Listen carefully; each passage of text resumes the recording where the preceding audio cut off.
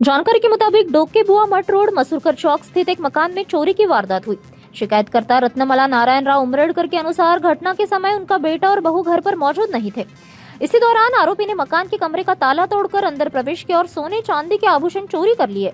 वारदात को अंजाम देने के बाद आरोपी मौके से भागने लगा, लेकिन स्थानीय लोगों को उस पर संदेह हुआ। लोगों ने उसका पीछा कर उसे पकड़ लिया और बाद में लकड़गंज पुलिस के हवाले कर दिया। पुलिस ने आरोपी की पहचान परेश सुरेश भाई सोनी गुजरात निवासी के रूप में की है। पुलिस ने आरोपी के कब्जे से सोने चांदी के आभूषण भी बरामद किए हैं। हालांकि पुलिस को आरोपी शहर में अन्य साथियों के भी होने का भी संदेह है, जिसके आधार पर पुलिस आगे की जांच कर रही है। यांनी पोलीस स्टेशनला रिपोर्ट दिली की त्यांच्या घरी घरफोडी झाली। तशीच जशी माहिती दिली तसाच आमचे बीट मार्शल त्या एरियामध्येच होते। त्या एरियामध्ये कुटुंबाच्या मदतीने आम्ही आरोपी पकडला।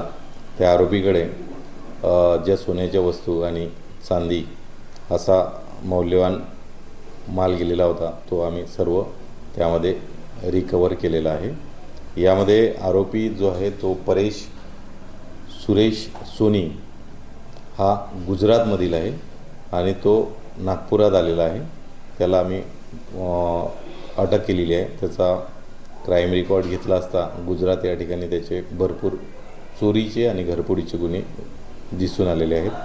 सध्या आरोपी PCR मध्ये आहे आणि यामध्ये आरोपी यावर तेथील पोलीस स्टेशनमध्ये अजून काय कारवाई आहे ही माहिती घेऊन यामध्ये आम्ही तपास करत आहोत आणि यामध्ये घरफोडीच्या गुन्ह्यात 100% रिकव्हरी झालेली आहे। यामध्ये आरोपी पकडण्यासाठी बीट मार्शलची चांगली मदत झाली। बीट मार्शल यांनी यामध्ये आरोपी पकडलेला आहे आणि तसेच तेथील कुटुंबाच्या मदतीने सुद्धा आरोपी तत्काळ मिळालेला आहे।